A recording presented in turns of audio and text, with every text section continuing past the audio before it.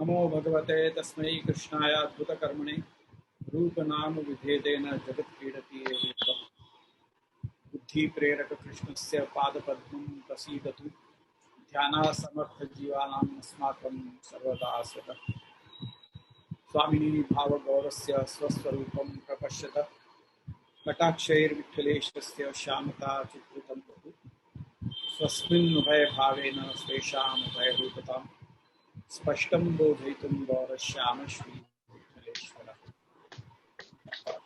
सौन्दर्यं निजमुद्गतं प्रकटितं श्रीगूढभावात्मकं पुंरूपं च पुनस्तदन्तर्गतं प्रावीविशत्स्वप्रिये संश्लिष्टावुभयोर्बधौ रसमयः कृष्णो हि यत्साक्षिकं रूपं तत्कृतयात्मकं परमविध्येयं सदा वल्लभं श्रीवल्लभप्रतिनिधिं तेजवराशिं दयार्णवं गुणातीतं गुणनिधिं श्रीगोपीनाथमाश्रये सायं कुञ्जालयस्थासनमुपविलसत्स्वर्णपात्रं सुभौतं राजद्यज्ञोपवितं परितं वसनं गौरमं भोगरक्तं प्राणानायं विनाशापुटनिहितकरं कर्णराजद्विमुक्तं वन्दे भूमिलिकाक्षं नगमगतिलकं विघ्नेशं सुरेशं।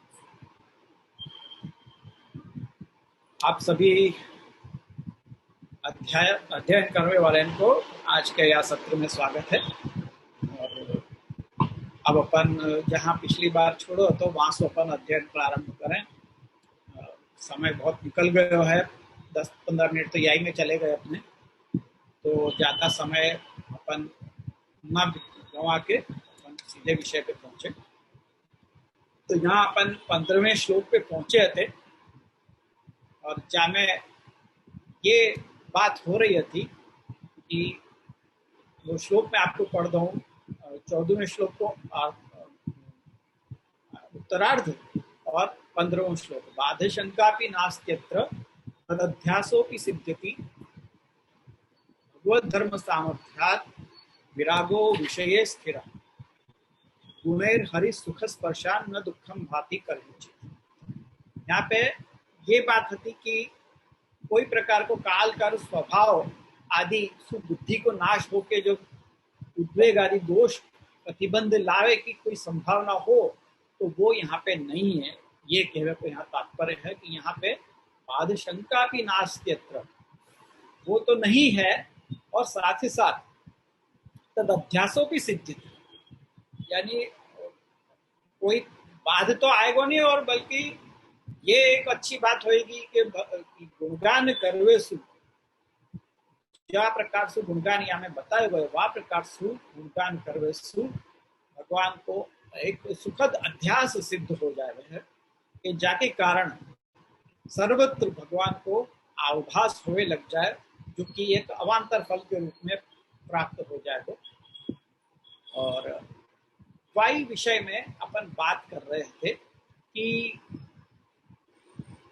ये जो भाव जो अध्यास पद बताया गया है वो अध्यास पद यासु लिया गया है कि घटपट आदि सब पदार्थन में भगवान को अवभास होवे लगनो, भगवान को भास होवे लगनो, ये जो है वो सिद्ध हो जावे है।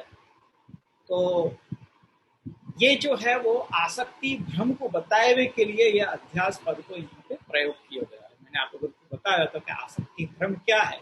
जो आसक्ति को जो विषय है वाक्य विषय में जब भ्रम होवे लग जाए, सब जगह वो दिखवे लग जाए, वाकु आसक्ति भ्रम के। तो वही विषय में यहाँ बात कर रहे हैं कि घटादि में क्योंकि पुरुषोत्तम सु अभिन्नता है, ये कहीं न लगे या के लिए यहाँ पे आसक्ति भ्रम करो। वास्तव में तुम यूँ कहोगे कि सब कुछ ब्रह्म ही है तो आसक्ति काहे की। तो बात तो सही है कि सब कुछ ब्रह्म है पर साक्षात ब्रह्म नहीं है। नहीं, वही बात यहाँ पे कह रहे हैं कि नहीं घटादि ही साक्षात तदभिन्न किंतु परंपरा है।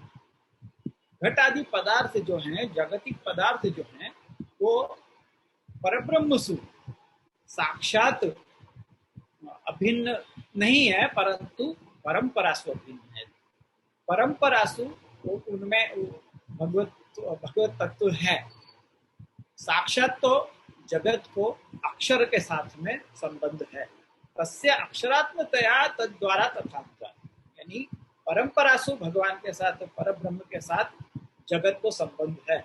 जगत को सीधो संबंध तो अक्षर ब्रह्म के साथ है, और अक्षर ब्रह्म को जगत के जो संबंध है वो पुरुषोत्तम के साथ है। तो यासु ये परंपरा है।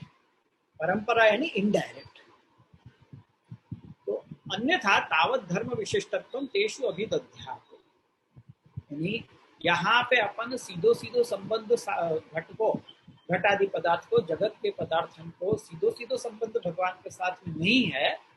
क्योंकि अगर ऐसा मान लेंगे सीधो संबंध, तो जो भगवान के धर्म है वो सारे धर्म घटादि पदार्थन में भी मानने पड़ेंगे। तो शंका करे वाले ने यहाँ पूछी कि ननु उच्चन्ते एव ब्रह्म धर्मा सच्चिदानंदय से तेषु इति। तो शंका करे वाले यूं कहेंगे कि आप यूं कह रहे हो कि साक्षात संबंध नहीं है, पर ब्रह्म के धर्म जो सच्चिदानंद है वो जगत के अंदर भी तो दिखाई दे ही रहे हैं, तो आप ऐसे क्यों कह रहे हो कि सीधो संबंध नहीं है। तो वाक्य लिए यहाँ पे आप कह रहे, आज्ञा कर रहे हैं कि अक्षरगता नाम तशाम तद्वृत्तितया व्यपदिश्यमान, वो जो धर्म कहे गए हैं सच्चिदानंद, सच्चित और आनंद, ये जो धर्म है जगत के अंदर जो पाए जा रहे हैं, वो उनकी वृत्ति अक्षर ब्रह्म तक ही है, अक्षर ब्रह्म तक ही उनकी पहुंच है। और वाही यहाँ पे व्यपदेश को मतलब है कथन। तो वो जो कथन है कि सच्चिदानंद ये तीनों धर्म जगत के अंदर हैं, तो वो अक्षर के हैं, न कि सीधे पुरुषोत्तम के। पुरुषोत्तम की जो सच्चिदानंद धर्म है वो अलग, और अक्षर के जो सच्चिदानंद धर्म है वो अलग है। अगर ऐसा नहीं हो तो कह रहे हैं कि अन्यथा बरहा पीड़त्वादयो की विपदिश्य, वरना जो ठाकुर जी के वर्णन करने वाले जो श्लोक आदि हैं जो अपन को दिखाई देवे हैं पुराण में, शास्त्र में जो अपन को दिखाई देवे हैं, वो सारे जगत के अंदर भी घटाने पड़ेंगे। तो बरहा पीड़म नटवर वरपु कर्णयो कर्णिकारम इत्यादि जो वर्णन किए गए ठाकुर जी के स्वरूप को, वो सारे जगत के पदार्थन में भी मान लेना पड़ेगा। और आप ये भी नहीं कह सको कि हाँ भले मान लो तो हमें क्या है, क्योंकि जगत के पदार्थन में यदि पुरुषोत्तम के सच्चिदानंद मान लेंगे तो पुरुषोत्तम के अंदर कुछ असाधारणता रह नहीं जाएगी। तद असाधारण धर्माणाम अन्यत्र कथन से अनुचित। भगवान पुरुषोत्तम के जो सच्चिदानंद धर्म है वो असाधारण धर्म, साधारण धर्म नहीं है। असाधारण धर्म अन्यत्र भी कह देंगे तो फिर वो कहना अनुचित होगा। जगत के अंदर भी उनको मान लेना ये अनुचित होगा। क्यों? क्योंकि सब धर्म जो साधारण है सब फिर तो वो साधारण ही हो जाएंगे ना। जगत के धर्म और ब्रह्म के धर्म अगर समान मान लिए जाएंगे तो वो धर्म साधारण हो जाएंगे, और धर्म जो साधारण हो गए तो ब्रह्म के अंदर, पुरुषोत्तम के अंदर कोई साधारण धर्म रह ही नहीं जाएंगे, उनको अभाव हो जाएगा। और लक्षणाभावाद अनिरूप्यत्व सर्वसमत्व, अगर लक्षणा के पुरुषोत्तम के जो विशिष्ट धर्म है वो ही नहीं रहेंगे तो सब समान ही हो जाएंगे। जगत क्या और ब्रह्म क्या, सब समान ही हो जाएंगे। सर्वा वैशिष्ट्येन अभजनीयत्वं च स्यात्, तो फिर भजन कौन कौन को करेगा, भक्ति कौन की करेंगे? यदि सब समान हो गए तो भक्ति कौन कौन की करेगा? यासु वो भेद तो रखना आवश्यक है। तस्माद अभेदस्य अक्षरा समानाधिकरणत्वेन तद्धर्म व्यपदेश है। यासु अभेद जो है वो अक्षर के साथ उनकी समानता है। जीव की नहीं, मतलब जगत की समानता जो है वो अक्षर ब्रह्म के धर्म के समान के साथ समानता है, और उन्हीं धर्मन को व्यपदेश यहाँ पे, यानी उन्हीं धर्मन को कथन आया गया है। न पुरुषोत्तम धर्म गंधो भी बुद्धिस्व, यहाँ पे यूँ कह रहे हैं कि जो जगत के अंदर सच्चिदानंद धर्म अपन जो मान रहे हैं वो अक्षर के हैं, न कि पुरुषोत्तम के। पुरुषोत्तम के धर्म की तो गंध भी यहाँ नहीं है, ये जान लेना चाहिए। चलो इतनो कह दियो तो शंका करे वाले वापिस यूं भी पूछेंगे कि ननु ऐश्वर्यादय प्रतिष्ठा है। तो भाई जगत के अंदर बहुत से पदार्थन में भगवान के ऐश्वर्य वीर आदि गुण कोई ना कोई दिखाई देवे हैं, तो क्या वो पुरुषोत्तम के धर्म नहीं है? कि न ते पुरुषोत्तम धर्मा इति चेत् सत्य तद्धर्म आएगा। कह रहे हैं कि आप ये अगर कह रहे हो कि ऐश्वर्य वीर इत्यादि गुण कोई कोई में दिखाई देवे हैं, जैसे व्यास जी में, नारद जी में वैराग्य गुण दिखाई देवे है, व्यास जी में ऐश्वर्य गुण दिखाई देवे है, ज्ञान गुण दिखाई देवे है, ये सब जो ज्ञान गुण आदि जो दिखाई देवे है व्यास आदि में, वो कैसे दिखाई दे रहे हैं? वो तदिच्छयैव तत्सद्भाव। व्यासादि में, नारद आदि में जो भगवान के धर्म दिखाई दे रहे हैं, वो भगवान की इच्छा से वो धर्म उनमें दिखाई दे रहे हैं। और वो सारे के सारे धर्म नहीं दिखाई दे रहे हैं। सारे के सारे धर्म होते तो भगवान नारद या भगवान व्यास जी ऐसे कहे जाते हैं, उनको भगवान नहीं कहना है। हाँ, आधुनिक जरूर भगवान फलाने ऐसे कर करके जो आधुनिक जो कलयुग के जो गुरु हैं, वो अपने नाम के आगे भगवान लगावे लग गए। जो गुरुओं में हो चुके हैं ऐसे, जो अब अभी तो वो नहीं है, फिलहाल अभी नहीं जी रहे हैं, पर कुछ ऐसे गुरु हो गए जो अपने नाम के आगे भगवान लगाते थे।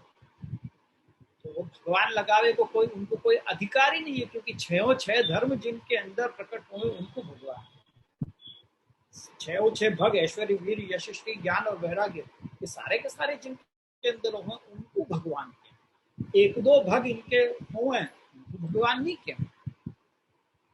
तो यही यहाँ पे ये बात कह रहे हैं कि युक्तम भगई स्वयं रीति वाक्य। ये जो वाक्य युक्त, भगवान सदा अपने ऐश्वर्य से युक्त रहवे हैं, उनको ही भगवान कह रहे हैं।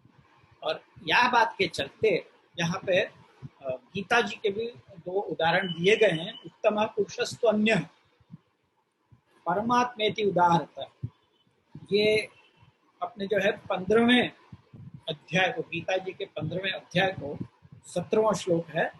उत्तम पुरुषस्तु अन्य परमात्मेति उदाहरता यो लोकत्रयम् आविश्य बिभर्त्यव्यय ईश्वर।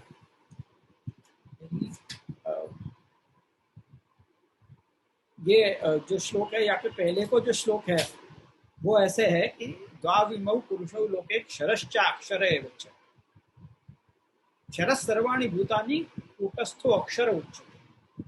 यानी यहाँ भगवान यूं आज्ञा कर रहे हैं कि द्वाविमौ पुरुषौ लोके, दो पुरुष हैं, एक तो क्षर और दूसरा अक्षर। क्षर जो है वो ये सारो जगत है, ये संपूर्ण जगत जो है वो क्षर कहलावे है, और वाके ऊपर जो है वो अक्षर ब्रह्म है। क्षर सर्वाणि भूतानि कूटस्थो अक्षर उच्यते, कूटस्थ है वो अक्षर है। और फिर अगले श्लोक में कह रहे हैं उत्तम पुरुषस्तु अन्य।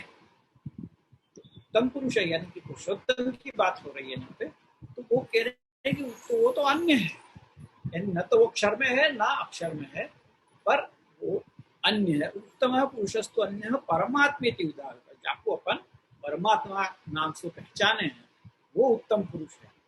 यो लोकत्रयम् आविश्य बिभर्त्यव्यय ईश्वर, जाको अपन ईश्वर कहवे हैं, जो इन तीनों लोकन में प्रवेश करके और वो इनको धारण और पोषण करेंगे। भर्ती विशेषण भर्ती, भर्ता रक्षण करने वाले को कहते हैं। तो इन तीनों लोकन वो उनमें प्रवेश करके उनको भरण पोषण करे है, वो उत्तम पुरुष है, वो है पुरुषोत्तम। तो यहाँ पे पुरुषोत्तम क्षर और अक्षर से अलग गिनो गए हैं, ये वाके लक्षण बताए हैं। और फिर ऐसे ही पुरुष सब पर पार्थ भक्त्या लभ्यस्तु अनन्य, ये 8वें अध्याय में भी यहाँ की बात आई है, जो कह रहे हैं कि पुरुष सब पर पार्थ भक्त्या लभ्यस्तु अनन्य। जो पर पुरुष है, यानी कि पुरुषोत्तम पुरुष उत्तम, पर पुरुष यानी अपन जो साधारण भाषा में कहें अन्य पुरुष, वो नहीं, यहाँ पुरुषोत्तम की बात हो रही है। तो वो जो है वो भक्ति सु प्राप्त होगा। यस्यांतस्थानि भूतानि येन सर्वम इदं ततम्, जिनके अंदर ये सारो जगत व्यक्त है, ये जिनके अंदर ये जगत स्थिति करे है, वो पुरुषोत्तम, यानी सबके मूल में पुरुषोत्तम है। तो या प्रकार से जो है वो पुरुषोत्तम के धर्म भी अलग हैं और वाको व्यपदेश भी अलग प्रकार से है, वाको कथन भी अलग प्रकार से ही है। ऐसा अपन को ये मान लेना चाहिए। और फिर यहाँ पे भेद व्यपदेशाच इत्यादि श्रुति सूत्र मीमांसया अक्षरा भेद पुरुषोत्तम भेद की भेदा भेदवादो अस्माकम इति देखते। यहाँ पे अनुभाष्य ब्रह्मसूत्र को भी यहाँ पे वो दियो है उदाहरण, जहाँ ये भेद व्यपदेशाच, ये जो है प्रथम पाद, प्रथम अध्याय के प्रथम पाद और पांचवों अधिकरण है आनंदमय अधिकरण। वामे को ये सूत्र है 15वां और 16वां सूत्र है। 15वां सूत्र है नेत्रानुपपत्ते और 16वां सूत्र है भेद व्यपदेशाच। को मैं आपको थोड़ा सा थोड़ी सी समझ आपको दूंगा कि ये आनंदमयाधिकरण में जो है वामे ब्रह्म को स्वरूप आनंदमय स्वरूप है, या की चर्चा की गई है कि ब्रह्म को स्वरूप आनंदमय है, जो आनंदमय है वो ही पर ब्रह्म है। ऐसे वहां पे यही के ऊपर चर्चा की गई है कि अन्नमय मनो अन्नमय प्राणमय 5 कोश के भीतर जो है वो पुरुषोत्तम तो स्थान है। सबसे ऊपर तो अन्नमय कोश है, फिर प्राणमय कोश है, फिर वाके अंदर मनोमय कोश है, वाके अंदर विज्ञानमय, और वाके भी अंदर जो है आनंदमय। तो आनंदमय अधिकरण के अंदर ये बात बताई गई है कि वो जो आनंदमय है वो परब्रह्म है। तो वाई के ऊपर ये सारी चर्चा है आनंदमय अधिकरण में। वामे ये जो 15वां और 16वां सूत्र है, वहां में ये बता रहे हैं कि नेत्र और वहां पे ये बात की चर्चा हुई है कि अगर आप यूं कहो कि जीव आनंदमय है तो वो हो नहीं सके, यानी कि इतरो जीवो न, जीव को आनंदमय नहीं कहा जा सके है। आनंदमयो न भवति कुतः अनुपपत्ति, जीव को आनंदमय नहीं कहे जा सके क्योंकि वाकी उपपत्ति नहीं है, यानी कि वाकु जस्टिफाई नहीं कर सकोगे। अगर तुम जीव को आनंदमय मानोगे तो उसको जस्टिफाई कैसे करोगे? जस्टिफाई करने के लिए श्रुति होनी चाहिए, वाकु बतावे के लिए, अपन को सिद्ध करने के लिए श्रुति को उदाहरण देना पड़े। तो ऐसी कोई श्रुति नहीं है कि जो जीव को आनंदमय बता रहे। जीवस्य फल रूपत्व तो मात्रेण आनंदमयत्व न उपपत्ति। जीव को अगर आनंदमय मान लोगे तो जीव को फल के रूप में आनंदमयता प्राप्त होवे, ये बात कह ही नहीं सकोगे। अगर वो पहले से ही आनंदमय है तो फिर काय का फल? तथा सती तस्य स्वातंत्र्येण जगत कर्तृत्वे अत्यलौकिक महात्म्यवत्वेन निरूपणम न उपपद्यते। अगर ऐसा होगा कि जीव आनंदमय मान लोगे तो जीव स्वतंत्र हो जाएगा, जीव स्वतंत्र हो जाएगा और वो ही अलौकिक वाको अलौकिक महात्म्य हो जाएगा और वह जगत को कर्ता बन जाएगा। अगर जीव को आनंदमय मान लो, ये तो उपपत्ति या तो तुम जस्टिफाई कर ही नहीं सकोगे, तो तुम बता ही नहीं सकोगे ऐसा तो कि जीव आनंदमय है। अतो न जीव आनंदमय, ये बात वहां पे 15वें सूत्र में कह रहे हैं नेत्र के बाद दूसरो भेद व्यपदेशाच। वे एक और कारण बता रहे हैं कि भेद को व्यपदेश आयो है, यानी कि भेद को कथन श्रुतियां कह रही हैं कि जीव में और ब्रह्म में भेद है। इतोपि न जीव आनंदमय है, ये तो भेदे न व्यपदिश्य। जीव को आनंद ये कारण से भी आनंदमय नहीं कहो जा सकते कि जीव और ब्रह्म के भेद बताया गया है श्रुति में। कौन सी श्रुति? तो कह रहे रसम ही एवं अयम लब्ध्वा आनंदी भवती, ऐसी एक श्रुति है। ये रस को प्राप्त करके ये आनंदमय हो गए हैं, यानी कि रस को प्राप्त करने के बाद ये आनंदमय हो गए हैं ना, पहले से तो नहीं है। क्या को मतलब ये भयो कि जीव जब आनंद को रस को प्राप्त करे हैं तब वो आनंदी हो गए, आनंदमय नहीं आनंदी हो गए। आनंदो अस्य अस्तु अस्ति इति आनंदी, आनंद याकू प्राप्त होवे यासु आनंदी कह जाए है। ऐसे ही एवं आनंदयति थी, कौन आनंदित करे है याकू? तो ऐश यानी कि ब्रह्म, ये जो पर ब्रह्म है ये वा जीव को आनंद प्राप्त करावे। आनंदयति इत्यर्थः चकारात् सूत्र द्वयेन जीवो न आनंदमय न आनंदमय इति निरूपितम्, यानी नेत्रानुपपत्ति और भेद व्यपदेशाच, इन दो सूत्रण के द्वारा ये सिद्ध किया गया है कि जीव आनंदमय नहीं है। यासु अपन ये नहीं कह सके कि वो सारे जो अक्षर वो जो सच्चिदानंद जो धर्म है वो जीव के अंदर भी मान लो, ये जगत के अंदर मान लो, ये अपन नहीं कह सके। तो अक्षर सु जगत को अभेद है, यानी कि जगत और अक्षर को डायरेक्ट संबंध है। यासु अक्षर सु तो वह अभेद है, परंतु पुरुषोत्तम सु तो भेद है ही। यासु या कारण सु भेदा भेदवाद हमारो बने, यानी कि हम भेद में भी माने हैं, यानी ब्रह्म में और मतलब परब्रह्म में और जीव में अपन भेद मान रहे हैं, पर अक्षर में और जगत में अपन भेद नहीं मान रहे हैं। यासु अभेद भी मान रहे हैं, भेद भी मान रहे हैं पुरुषोत्तम सु, और अक्षर सु अभेद भी मान रहे हैं। ये दोनों है यासु अपनो भेदा भेदवाद है, ये समझो। ये यहाँ पे अपन ने छोड़ो। तो अब यहाँ क्या आगे तो अपन देखें कि शंका फिर से एक उठाई गई।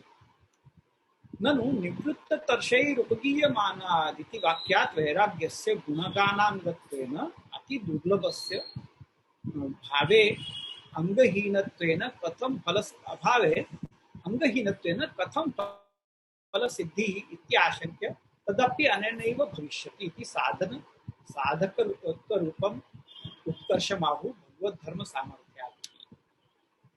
शंका ये है कि परीक्षित जी ने दशम स्कंध के प्रारंभ में कही है कि आप लोगों को भगवान के और कथा विस्तार से कहो। आपने नवम स्कंध के अंत में सुखदेव जी ने एक खाली एक जो टाइमलाइन बता दी भगवान के प्राकट्य की, और जो जो आपने किए वो एक शॉर्ट में हमने बता दिए सुखदेव जी ने। तो परीक्षित जी को तो वास्तु संतोष भयो नहीं, उन्होंने कही कि आप मेरे को विस्तार से कहो, जहाँ पे मेरे को जिनमें आ सकती है उनकी बात आ रही है वहां आप इतने शॉर्ट में कह दे रहे हो, वास्तु मेरे को काम नहीं चलेगा।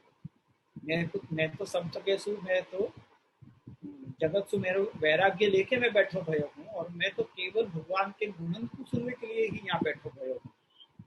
तो मेरे जैसे जिनको जगत से वैराग्य है उनको तो इतने छोटे से संतोष होगा नहीं, आप तो मुझको और बताओ जो कह रहे। तो वह वाक्य से अपने को ये मालूम पड़े है कि गुणगान को वैराग्य जो है वो गुणगान के लिए बहुत विशेष अंग है। यासु अगर वैराग्य नहीं होगा तो आप कह रहे हो कि गुणगान के द्वारा भगवान के स्वरूप को मतलब जो सब जगह आभास सिद्ध होवे लग जाए वो वगैरह वगैरह जो बातें कह रहे हो, वो कब हो सके? जब जीव के अंदर वैराग्य हो, तो वैराग्य के साथ वो गुणगान करेगा तो हो। तो गुणगान को अंग, मुख्य अंग है वैराग्य, और अगर वो नहीं हो तो क्योंकि अति दुर्लभ है वैराग्य होना, आज के काल में तो और भी मुश्किल है, तो वैराग्य होना अति दुर्लभ है, और वो ही नहीं हो वो तो गुणगान जो है वो अंगहीन है। तो वासु फल की सिद्धि कैसे होगी? ये जो शंका कर रहे हैं वाक्य लिए यहाँ पे बता रहे हैं, भगवत धर्म सामर्थ्याद वैरागो विषय स्थिर। बाकी चिंता मत करो, भगवान का धर्म मन में इतना सामर्थ्य है कि विषय के अंदर वैराग्य वो स्वयं ही उत्पन्न करा दे। भगवत धर्मोत्र गुणगान, ये माना ये भगवतो धर्मा, मतलब गुणगान कौन को कर रहे हो तुम? भगवान के गुणन को गान कर रहे हो।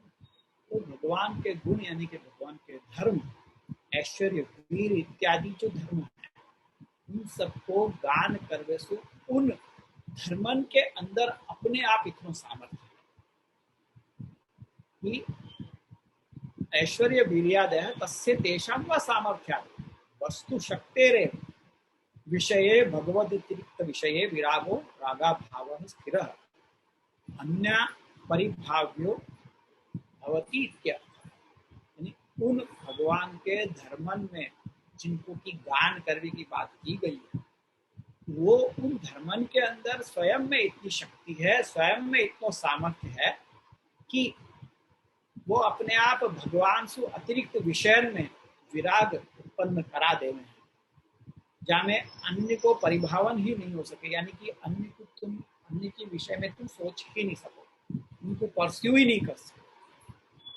अन्य अपरिभाव्यो भवति। और वाको उदाहरण बता रहे हैं, सा श्रद्धानस्य विवृद्ध माना विरक्ति मन्यत्र करोति पुंस इति वाक्य। यानी भगवान की कथा ऐसी है कि जो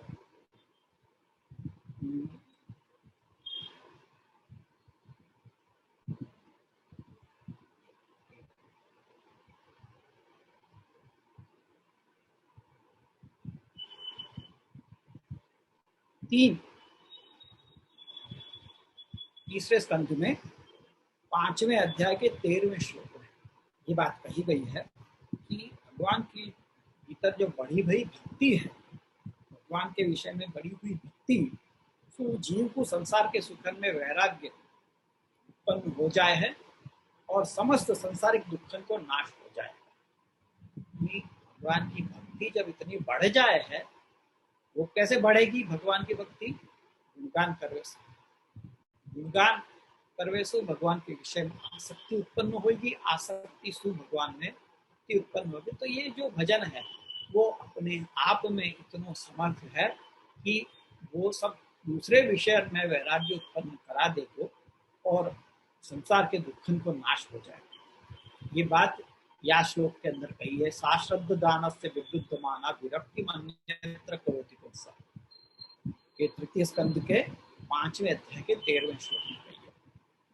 यद्वा भगवत धर्मा लीलादय, दूसरा भी एक कारण बता रहे हैं, भगवत धर्म सु आप लीला आदि समझो, भगवान की जो लीला है उनको समझो। भगवत धर्म शब्द सु यूं समझो कि वो लीला की बात कर रहे हैं, तो लीला में इतना सामर्थ्य है, तत्सामर्थ्याद आसक्ति जनन रूपादिव विषय विषयिक विराग भवति। भगवान की लीलाएं जो सुनवे में इतनी ज्यादा मतलब सुनवे में सु ही अपने को ठाकुर जी के भीतर में विषय में, ठाकुर जी के विषय में आसक्ति उत्पन्न हो जाए, और वो आसक्ति ऐसी हो गए कि जो विषय विषयक विराग उत्पन्न करा दे रहे हैं, संसारिक विषय के विषय में अपने आप वैराग्य उत्पन्न करा दे रहे हैं, और साथ ही वो सब सूर लड़ने की ताकत भी दे रहे हैं। जैसे अभी कल ही हम लोग पढ़ रहे थे 252 वैष्णव की वार्ता में धारबाई लाड़बाई की बात, तो वामे वो रानी हुए और वो राजा को मालूम पड़े कि ये वो तो शैव होवे, और वाकू खबर पड़े कोई ने कह दियो कि ये तो कृष्ण भक्त है, तो वो उनको मारने के लिए आवे, तो वो दोनों भी अपनी तलवार उठा के उनके सामने खड़ी हो जाके हम राजपूत ही हैं, आगे मत आइए। तो ये मतलब एक तरह की हिम्मत भी आ जाए, और कोई तरह को दुख को हर तरह के मतलब वो सबके लिए तैयार रहती कि जो भी राजा करेगा हम वाके लिए तैयार हैं। तो भगवान के धर्मन में, भगवान के लीला को सुनवे में, भगवान के गुणन को सुनवे में इतनो आसक्ति उत्पन्न हो जाए कि वो सब चीज सु मतलब वो निडर हो जाए। जैसे वो ना प्यार किया तो डरना क्या, वो ठाकुर जी के विषय में वो बात वो हो जाए है कि ठाकुर जी के विषय में प्रेम हो जाए, बाकी फिर हर वस्तु से कोई तरह से मतलब भय नहीं रहे हैं, और आपको आनंद ही आनंद हो रहा है। मतलब भगवान के गुण में ही ये सामर्थ्य गुण क्यों, क्योंकि गुण को स्वरूप सु अभिन्नता है, गुण की गुणा नाम स्वरूपाभिन्नत्व, ये बात कही गई है कि भगवान के गुण जो है वो भगवान के स्वरूप से भिन्न नहीं है। तैरेव हरि सुख से प्रभु संबंधी सुख से हृदय देश स्पर्श, तो गुणन को जब हृदय देश में संबंध हो गए हैं, हृदय प्रदेश में गुण जब जाके लगे हैं, तो उनके गुणन के सामर्थ्य से जैसे भगवान अगर हृदय में आके प्रवेश कर गए, तो वह जो जीव को फिर कोई प्रकार के दुख आपको छुए नहीं है, और वो सब कुछ सहन करके वो सब तरह के संसारिक दुखन को भी सहन कर जाए हंसते हंसते। अब कोई बात को मीराबाई की, जब अपन मर्यादा भक्तन की ही बात ले लो, कि मीराबाई को कितनो दुख दियो, मीराबाई को कह लो या प्रहलाद जी को कह लो कि उनको कितनो दुख मिलो, पर फिर भी उनको कभी भी कोई तरह को उनको कछु दुख ही नहीं, उनको दुख सह के भी उनको दुख को कछु वो लेश मात्र भी स्पर्श नहीं कर, क्योंकि भगवान के आनंद से वो पूर्ण होते। ऐसे ही एक और पति पत्नी की बात है, निष्किंचन ऐसे कोई वैष्णव जो 212 वैष्णव में आवे, संख्या आदमी मेरे को बात है, पर उनको भी ठाकुर जी पधरावे की कई गुसाई जी ने, और उन्होंने माथे पधराए अपने और घर में ला के रखे, वो एक ही रूम को घर हो उनको एक ही कमरा को, तो वहाँ ठाकुर जी पधराए, तो उन्होंने सोचो कि अब ठाकुर जी यहाँ पधराए हैं, अपन दास भय हैं, तो अपन वाई कमरा में कैसे रहना है, वाई घर में कैसे रहना है, तो क्योंकि अपन को जो प्राकृतिक जो आवेग वगैरह हो उनके कारण ठाकुर जी को श्रम हो, वो छींक पाद वगैरह जो भी अपने प्राकृतिक आवेग हो उन सब की वजह से ठाकुर जी को श्रम हो करके वो बाहर जाके बैठे, घर के बाहर, और वहाँ पे बरसात और धूप और सब कुछ सहन करें, ठंडी वगैरह सब कुछ सहन करके वो वहाँ बैठे रहते, तो क्योंकि उनके अंदर भगवत आनंद इतना पूर्ण था कि हमारे माथे ठाकुर जी विराज रहे हैं, तो उनको कोई प्रकार को शीतोष्ण क्षुधा आदि सहन करके भी उनको दुख नहीं लगता। तो ऐसी वो बात कही यहाँ पे कि न दुखम भाति कर ही चित गुणैर हरि सुख स्पर्शा न दुखम भाति कर, गुण को सुख स्पर्श, सुखद स्पर्श, और वो भी कौन के गुण को, हरि के गुण को। हरि कैसे हैं, हरि कौन को कहवे जो दुखन को हरण कर लें, वा कारण से भगवान को नाम हरि पड़ो है, तो ऐसे दुखन को हरण करने वाले हरि के गुणन को जब स्पर्श होवे हृदय में, तो कोई प्रकार को दुख वो भास ही नहीं हो रहा है। कहवे को लोग कहवे कि वो इनको दुख पड़े हुए, पर इनको कोई प्रकार के दुख को भास ही नहीं हो रहा है, वद आनंद से वो पूर्ण हो गए। कोई प्रकार का दुख उनको सहन नहीं करना पड़ेगा। एवं सोपपत्तिकम गुणगान कर्तव्यता अभिधाय उपसंहरन्ति एवं ज्ञात्वेति।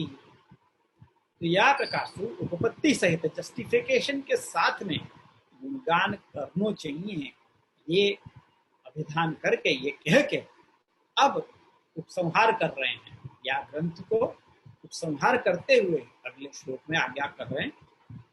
एवं ज्ञात्वा ज्ञान मार्गाद उत्कर्ष गुण वर्णने अमत्सरैरलुद्धैश्च वर्णनीया सदा गुणा। यह प्रकार एवं ज्ञात्वा, यह प्रकार ज्ञान मार्ग सु गुण वर्णन को उत्कर्ष जान के, भगवान को गुण वर्णन करना ये ज्ञान मार्ग से भी अधिक उत्तम बात है। ये अपन ने यहाँ पे देखो जो अभी तक की जो बातें हुई वहां में यही बताया गया है कि ज्ञान मार्ग पे करते गुण वर्णन यानी कि भक्ति को मार्ग या को उत्कर्ष अधिक है। तो या प्रकार ये जान के अमत्सरैः अलुब्धैश्च वर्णनीयाः सदा गुणा। अमत्सर मात्सर्य रहित होके और लोभ रहित होके सदा गुण को वर्णन करना चाहिए। ये शब्दार्थ है या श्लोक को। कहो तो मैं दोबारा कहूं कि इस प्रकार से गुण वर्णन का ज्ञान मार्ग से उत्कर्ष जानकर मात्सर्य रहित और लोभ रहित होकर सदा भगवान के गुणों का गान करना चाहिए, वर्णन करना चाहिए। तो एवं यहाँ पे विवेचन में कह रहे हैं एवं पूर्वोक्तेन प्रकारेण, अभी तक जो बातें हुई पूर्वोक्त वह प्रकार सु ज्ञान मार्ग सु गुण वर्णन को उत्कर्ष जान के ज्ञान मार्गात गुण वर्णन उत्कर्ष ज्ञात्वा सर्वापेक्षा परित्यज्य, हर प्रकार की अपेक्षा को परितः त्याग करके, हर प्रकार से कोई भी अपेक्षा रखे बिना सदा काल अव्यवधान, सदा को मतलब है काल को व्यवधान नहीं होना चाहिए, सदा सतत करते रहना। गुणा एवं वर्णनीया, गुणों का ही वर्णन किया जाना चाहिए। वर्णनीया मतलब है किया जाना चाहिए, वर्णन किया जाना चाहिए। अत्र बाधकद्वयं त्यागार्थम आहु अमत्सरैरलुब्धैः, यहाँ पे सबकी अपेक्षा को त्याग करके ये जो बात कही गई है वाक्य लिए सबको त्याग करने में दो चीजें बाधक हुए हैं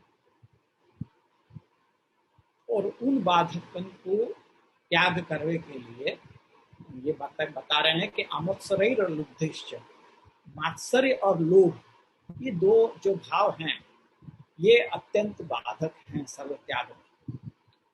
वर्ण गुण वर्णन करने में ये दो जो भाव हैं मात्सर्य और लोभ, मात्सर्य यानी ईर्ष्या, अन्य को उत्कर्ष देख के मन में ईर्ष्या को उत्पन्न होना, ये मात्सर्य है, जेलसी, और लोभ, ग्रीड।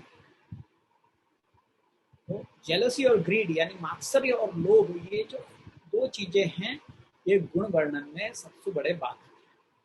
अत्यंत बाधकत्वात् त्याज्यत्वम्, इन दोनों को त्याग कहा गया। मात्सर्य और लोभ को निर्मत्सराणाम सताम इति वाक्या, ये भागवत के प्रारंभ में ही है ये जो श्लोक है, निर्मत्सराणाम सताम, ये द्वितीय अध्याय, द्वितीय स्कंद के पहले अध्याय को 9वां श्लोक है। नहीं, एक 7-10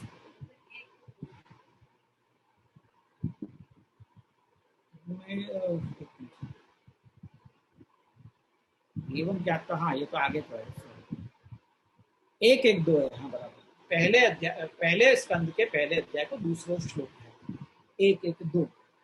ये हम देखें तो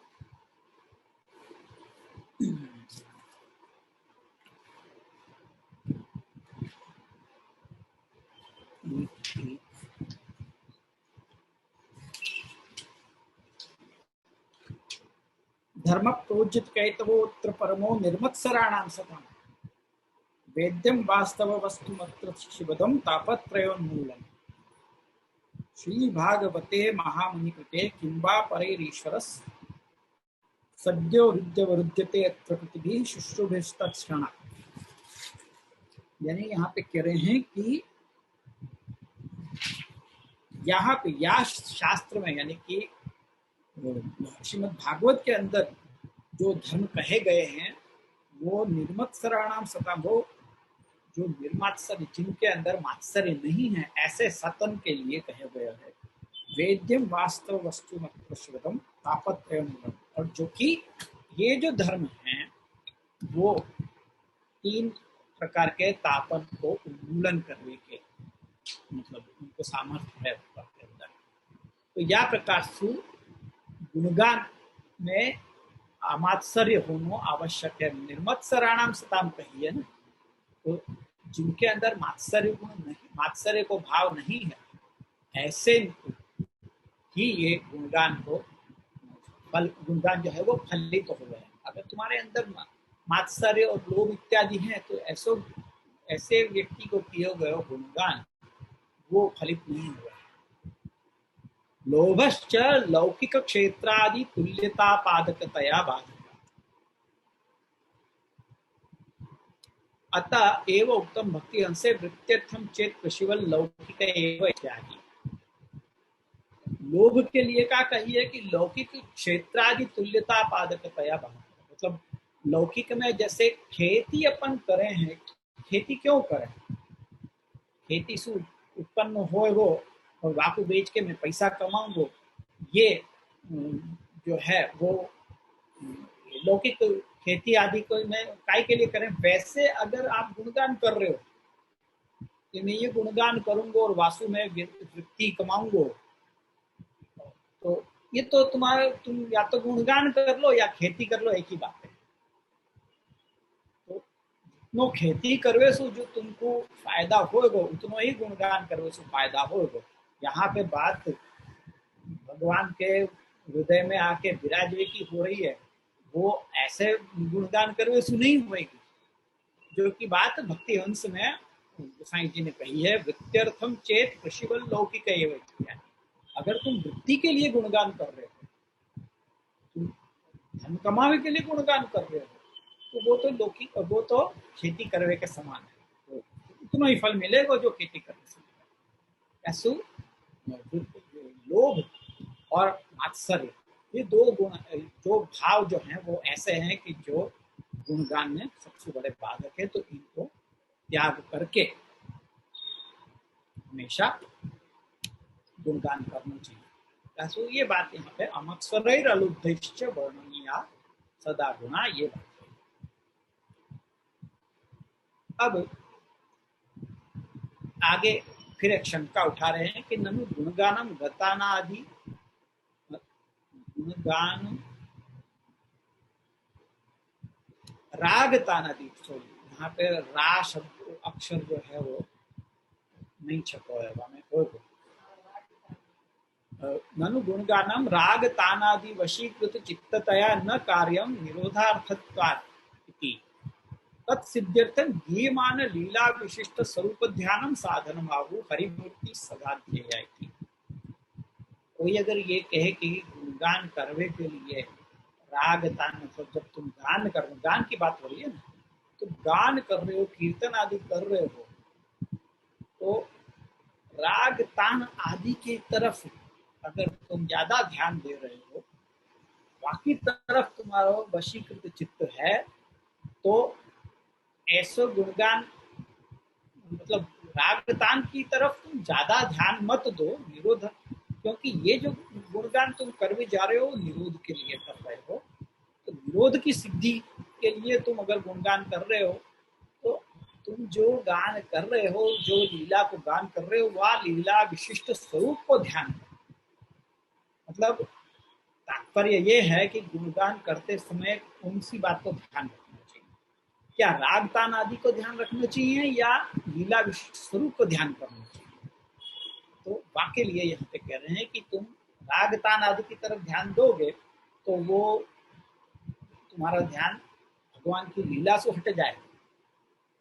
राग तान अवश्य जरूरी है, पर उतने भी ज्यादा जरूरी नहीं, भाव से अधिक जरूरी नहीं है, लीला विशिष्ट स्वरूप से अधिक जरूरी नहीं है। या इसे तो रूपा कोरिया जैसे इनको भी ठाकुर जी पसंद भय उनके गान से भी, वो कोई राग तान और या में स्वर आदि के वो हमें नहीं आते, वो तो बेसुरे रहते, तान भी नहीं है, ताल भी नहीं है व्यक्ति के बराबर, पर उनको भाव शुद्ध हो या के कारण से ठाकुर जी को रूपा कोरिया की भी पसंद आते थे। तो वही बात यहाँ पे कह रहे हैं कि रागतान आदि सुवशीकृत चित्त, अगर तुम्हारा चित्त में रागतान आदि के ऊपर ज्यादा तुम्हारा ध्यान जा रहे हो तो वैसे मत करो, क्योंकि यहाँ तो निरोध के सिद्धि के लिए गुणगान कर रहे हो। तो जो लीला को गान कर रहे हो वह लीला विशिष्ट स्वरूप को ध्यान करना चाहिए। जैसे तुम अभी, जैसे अपन मंगला के पद गा रहे हैं तो वह ठाकुर जी के जागवे की लीला है, तो वहां में जो जो ठाकुर जी के जगावे के पद हैं उनमें जो भाव हैं उनकी तरफ उनको ध्यान, वो स्वरूप को ध्यान करना चाहिए। जब ठाकुर जी यशोदा जी लाड़ करके जगा रहे हैं और कह रहे हैं कि अरे जैसे अभी इन दिनों में आवे कब कि आवेंगी ब्रजनारी खेलन, आवेंगी, तो ठाकुर जी वो कह के जगा रहे हैं यशोदा जी के देखो देखो तुम जल्दी उठ जाओ, सब ब्रज की नारियां सब आएंगी तुमको खिलाने के लिए, तुम जल्दी से उठ के और कलेवा करके और नहा धो के तैयार हो जाओ उनके संग में खेलवे के लिए। या फिर और दिन में सब जो बाल बाल हैं वो तुम्हारे पास आवे वाले हैं, अभी तुम भैया चरावे के लिए जानो है तो वो लोग सब आके बैठे रहे हैं, तो यूँ करके ठाकुर जी को जगाना। तो ये अपन जब ये पद गा रहे हैं तो यह विशिष्ट लीला के स्वरूप को ध्यान करना चाहिए। श्रृंगार के समय श्रृंगार के जो पद हैं उनमें जो अपन लीला विशिष्ट स्वरूप है उनको ध्यान करो। राजभोग के समय आपको जैसे जा समय के अपन कीर्तन आदि कर रहे हैं, या जो अपन महात्म ज्ञान के पद हैं वो, या उत्सव विशेष के पद हैं, तो उन सब में जो विशेष स्वरूप को वा लीला विशिष्ट स्वरूप को जो वहाँ वर्णन आ रहा है उनको ध्यान करो। तो वाके लिए यहाँ पे हरि आगे जो आगे के श्लोकन में कह रहे हैं कि हरिमूर्ति सदा ध्येया संकल्पादपि तत्र ही। आज अपन खाली श्लोकार्थ देख लें, उसके बाद अपन विराम करेंगे, फिर अपन इनको जो है वो विवेचन अपन अगले शनिवार को देखेंगे। आज खाली अपन श्लोक पढ़ लेंगे। कह रहे हैं हरिमूर्ति सदा ध्येया संकल्पादपि तत्र ही दर्शनम स्पर्शनम स्पष्टम तथा कृतिगति सदा श्रवणम कीर्तनम स्पष्टम पुत्रे कृष्ण प्रिय रति पायोर्मलांश त्यागेन शेष भागं तनौ नयेत् यस्य वा भगवत् कार्यं यदा स्पष्टं न दृश्यते तदा विनिग्रहस्तस्य कर्तव्येति निश्चय। कि हरिमूर्ति को सदा ध्यान करना चाहिए, क्योंकि हरिमूर्ति का ध्यान करवे तो संकल्प सुभी दर्शन स्पर्शन और कृति गति ये सब स्पष्ट हो जाए। केवल संकल्प मात्र करवे सुधी ये सब सिद्ध होवे है। श्रवणम कीर्तनम स्पष्टम पुत्रे कृष्ण प्रिय रति, श्रवण कीर्तन इत्यादि ये सब जो कृतियां हैं, ये सब जो है वो केवल अपन संकल्प भी कर दें तो ये सिद्ध हो जाए हैं। पुत्रे कृष्ण प्रिय रति, कृष्ण प्रिय पुत्र में भक्ति उत्पन्न हो जाए है। और यहाँ पे ये पुत्रे कृष्ण प्रिय रति को भी श्री हरराय जी ने बहुत विशेष अर्थ बताया है। ऐसे देखने में तो अपन को नहीं लगे है कि पुत्र ऐसे पुत्र में प्रेम करनो जा कृष्ण प्रिय है, शब्दार्थ तो ऐसा लगे, पर हरिराय जी आपको बहुत सुंदर ढंग से समझा रहे हैं या के अंदर, तो वो बहुत अपन ध्यान से आपको सुनियो। पायोर मलांश त्यागेन शेष भागम तनौ नयेत्, यहाँ पे पायु शब्द है जो अपने वाह अंग को बता रहे हैं कि जैसे मल निकालने को जो अपना अंग है वाह को वो मलांश त्याग क्या होगा कि शरीर को शरीर की शुद्धि होगी। तो मलांश त्याग करने के बाद जो शरीर की जो बाकी जो शरीर है वो ठाकुर जी की सेवा में लगा। तो जिससे वह भगवत का मतलब संपूर्ण अपने शरीर को सब इंद्रियन सहित भगवत सेवा में उनको जोड़ना चाहिए। वायुवादी जो अंग हैं उनको सीधे तो ठाकुर जी की सेवा में जोड़ नहीं सके, तो उनको क्योंकि कार्य वैसो खराब कार्य है, अपने शरीर के मल को त्याग करना इत्यादि जो कार्य हैं वो सीधे सीधे भगवत सेवा में यूं उपयोगी नहीं है, पर इनडायरेक्ट उपयोग ये है कि वो शरीर के मल को साफ कर दे हुए हैं, तो उसके बाद शरीर शुद्ध हो जाए है, और फिर बाकी सब इंद्रियन को अपन ठाकुर जी की सेवा में डायरेक्ट लगा सके। तो और फिर कह रहे हैं कि यस्य वा भगवत कार्यम यदा स्पष्टम न दृश्यते, जिन चीजन को, जो पदार्थन को संबंध स्पष्टतः अगर भगवान के सेवा में लगते नहीं दिखे, तदा विनिग्रह तस्य कर्तव्य निश्चय, आपको विशेष प्रकार से निग्रह करना चाहिए, ये निश्चय।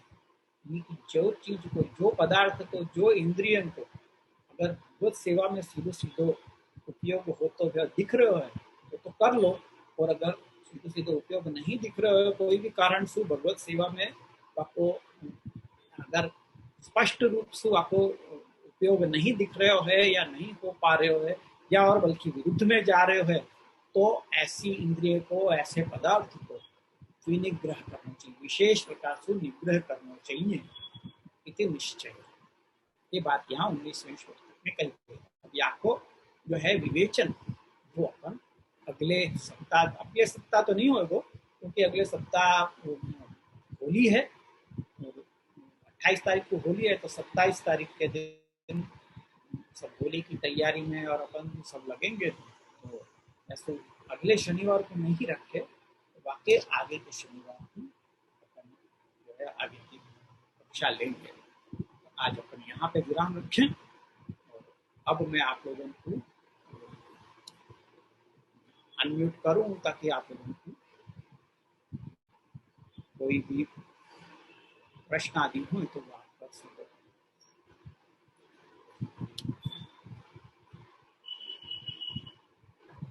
अपने आप को अनम्यूट करके आप लोग जो पूछना है वो पूछ सकते।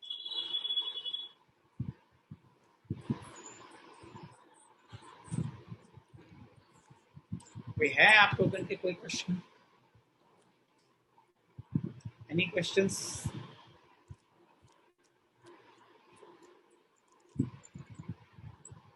विपुल भाई,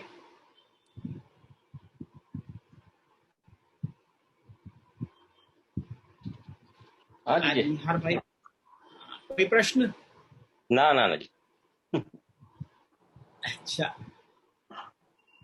तो आज निहार भाई नहीं दिख रहे हैं, क्या बात है कि नहीं? हाँ जय आपना चरणों में कोटानु कोटि साष्टांग दंड। हाँ निहार भाई, आशीर्वाद છે। हाँ जय प्रश्न છે? એટલે જીવમાં ઈર્ષા લોભ હોય પુષ્ટિ જીવમાં, તો બ્રહ્મ સંબંધી એમ કે બ્રહ્મ સંબંધી એ બધા દોષો જાય કે પછી એ દોષો લીધે જે ગુણગાનમાં જે વિઘ્ન આવતા હોય એ જાય કે એવું પ્રશ્ન છે મગજ? ના, એ ના જાય। જી જય બ્રહ્મ સંબંધ થી એ ખાલી થાય કે આ તેમ છતાં પ્રભુ સેવા કરવાને માટે તમે યોગ્ય બનો છો, પણ એનો મતલબ એ નથી કે આ દોષો નડતા નથી, એવું નથી। એટલે સેવામાં ના નડે, પણ બાકી ફલમાં તો નડે જ ને। ગુણગાન ઇત્યાદि જો તમે કરો તો તમારા ભીતર જો માત્સર્ય લોભ ઇત્યાદિના ભાવો હશે તો તમને ગુણગાનનું જે ફલ છે એ મળવા એ નહીં મળશે, એ ફલિત નહીં થશે ગુણગાન તમારું। હા, પણ એનો મતલબ એમ નથી કે ઠાકોરજી તમારી સેવાને, તમે ઠાકોરજીની સેવાને યોગ્ય નથી। બ્રહ્મ સંબંધ કેવલ તમને સેવાની યોગ્યતા આપે છે, દોષો હોવા છતાં। જેવી રીતે આચાર્ય ચરણ આજ્ઞા કરે છે ને, ચાંડાલી છેદ રાજપત્ની જાતા રાજ્ઞા છે માનતા, એટલે ત્યાં જીવની સ્થિતિ ચાંડાલી જેવી છે અને ભગવાનની સ્થિતિ રાજાની જેવી છે। પેલા એ ચાંડાલી હતી, તેમ છતાં હવે રાણી થઈ ગઈ છે, તો એને રાણીનો તો માન તો મળવાનું જ છે। એવી જ રીતે જીવ અહીંયા ભગવત સેવાનો તો અધિકારી બને જ છે। હા, જ્યાં સુધી ફલની વાત છે એનાથી જરૂર અવશ્ય વંચિત રહેશે, એને અંતરાય આવશે પોતાના આ દોષોને કારણે। એટલે જીવનું કર્તવ્ય એવું છે કે જીવમાં જે દોષ હોય એ દોષ પ્રોબેબલી ભગવત કૃપા હોય તો એ જાય। અમત્સરૈર લુબ્ધૈશ્ચ વર્ણનીયા સદા ગુણા, તમે ગુણગાન કરવા બેસો છો તો અમત્સર્ય અને તમારા પ્રયત્ન કરવો જોઈએ કે તમે આ બંને ભાવોથી દૂર રહો. जी जी, दंडवत प्रणाम जी. हाँ, आशीर्वाद છે. ओके, और कुछ? जय जय श्री हाँ, સદૈન્ય જય જય શ્રી. પ્રશ્ન આજના અધ્યયનનો નથી પણ આવી રહેલા ઉત્સવ માટેનો છે કે આવતા પૂછી શકું? કદાચ બધાને આ પ્રશ્ન હશે જ. આ રવિવારે બંને ડોલોત્સવ ને હોલાષ્ટક બંને સાથે છે, તો પ્રભુ સેવામાં કેવી રીતે પહોંચવાનું? પ્રભુને ડોલ ઝુલાવતા હોય તો કયા સમયમાં કેવી રીતે? એવું છે કે પેલા ડોલ ઝૂલશે અને પછી હોલીનું પ્રાકટ્ય થશે. આ વખતે થોડો ક્રમ ઊંધો થશે. અને થોડા વર્ષો પહેલા પણ આવું આવ્યું હતું કે સવારે ડોલ હતી અને સાંજના હોલી છે. એવી જ રીતે આ વખતે પણ થશે. ડોલનો પ્રકાર બધો સવારે થઈ જશે, પછી સાંજના હોલીનો ક્રમ થશે. પણ એટલે બીજે દિવસે રંગોત્સવ ધૂળેટી બતાવે છે, તો પછી આપણે ધૂળેટીથી કોઈ સંબંધ નથી, આપણે તો ડોલથી જ સંબંધ છે. પણ એટલે ડોલોત્સવ પછી પ્રભુ ડોલ ઝૂલ્યું પેલા થશે, સવારે ડોલોત્સવ થઈ જશે. પણ પછી એટલે આપણે જે ખાસા કરીએ મંદિર ને બધું એ કરીને પછી જે બીજો ક્રમ હોય તે ભલે પછી થતો. હા, એ તો પછી જે અમારે ત્યાં ઠાકોરજીની દાઢી રંગવાનું થાય છે, તો એ બધું એ તો પછી જ થશે. પછી બીજે દિવસે પછી એ તો રંગબંધી એ બધું કાઢી નાખવામાં આવશે, પણ કરવું તો પડશે જ. અચ્છા, ખૂબ ખૂબ આભાર જયશ્રી. हाँ,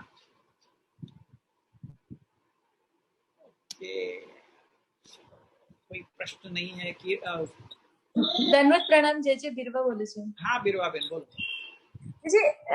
નિહારભાઈ જે પૂછ્યું ને કે આપણા દોષો હોય તો ઠાકોરજી સ્વીકાર કરે, પણ જે એવું પણ થાય ને કે જયારે આપણે ઠાકોરજીની સેવા કરીએ ને ધીમે ધીમે ધીમે આપણે વી કેન ફીલ કે આપણામાં પણ બી ચેન્જીસ આવે છે ને, એવી રીતના જે છે એ જ વાત તો અહીંયા કહી ને કે ભગવત ધર્મ સામર્થ્યાત વિરાગો વિષય સ્થિરા. હા, ભગવત ધર્મમાં એટલું સામર્થ્ય છે કે તમે ઠાકોરજીની સન્મુખ રહે. બહુ સરસ તમે પ્રશ્ન કર્યો, અને બહુ નિહારભાઈના જેમાં કન્ટિન્યુટીમાં મારે કેવું જોઈતું હતું, પણ એ વાત મને પણ ધ્યાનમાં નહીં આવી. તમે કીધું એટલે ખ્યાલ આવ્યો હવે. એ વાત બરાબર છે.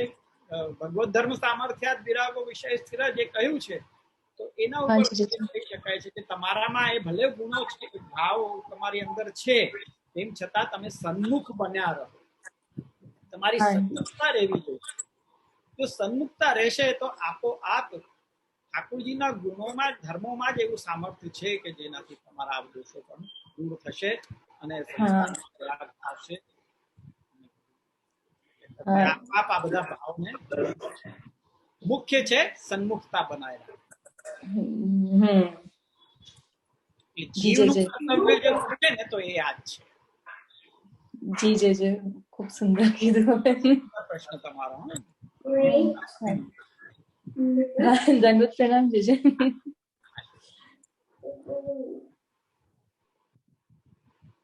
ચાલો, તો હવે આપણે રાખીએ. આઈ ડોન્ટ થિંક કે બીજા કોઈને કોઈ પ્રશ્નો છે. तो लेट्स मीट आफ्टर 15 days. अपन आज आश्रय को बदले में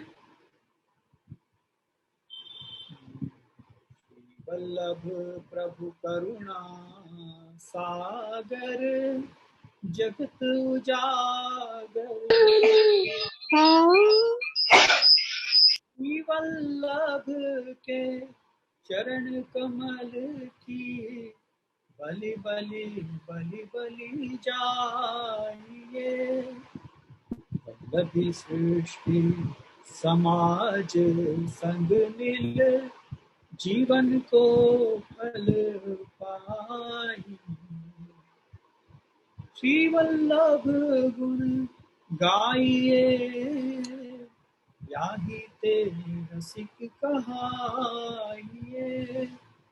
श्री वल्लभ करुणा सागर जगत जागर गाए। दंडवत प्रणाम जय जी। हाँ, आशीर्वाद अपन। दंडवत प्रणाम जय जय। दंडवत प्रणाम जय जय।